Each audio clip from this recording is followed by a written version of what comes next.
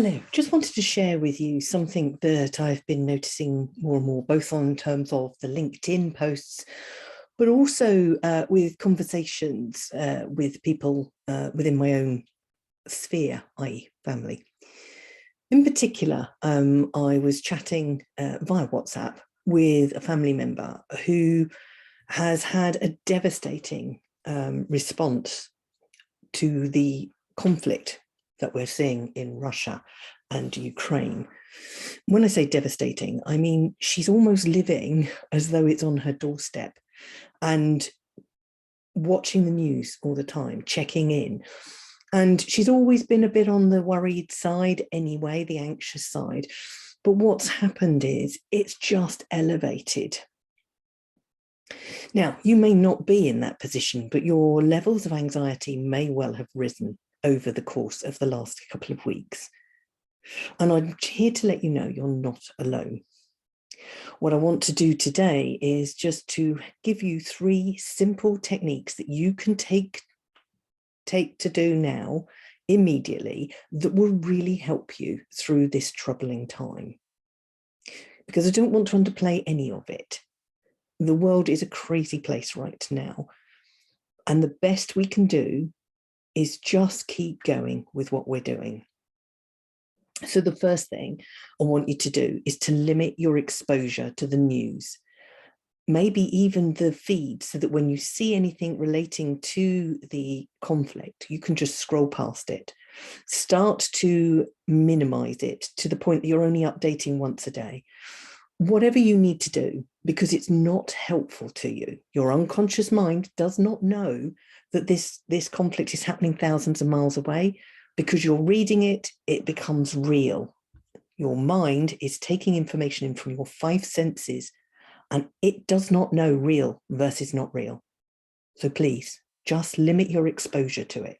Yes, keep up to date.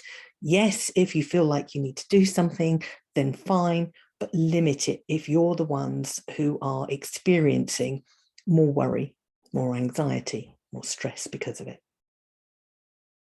Because it doesn't actually help anything, does it really, to worry? Worry is, I will have to have a conversation on worry on another day, but worry doesn't make you do anything, because worry is an emotion and you can't be cognitive and in a right thinking state when you're worrying. The second thing that I want you to do is to start to realign your focus. Now you're limiting your exposure to the news. I want you to bring your focus to what you can control. And that invariably is just you. For those of you with children, you know how much control you can have over them. There is to a point, and then it all falls apart. So control you. What is it that you need to do? With regards to your business, with regards to the family, where, maybe your own well-being, and I'll come on to that in a moment.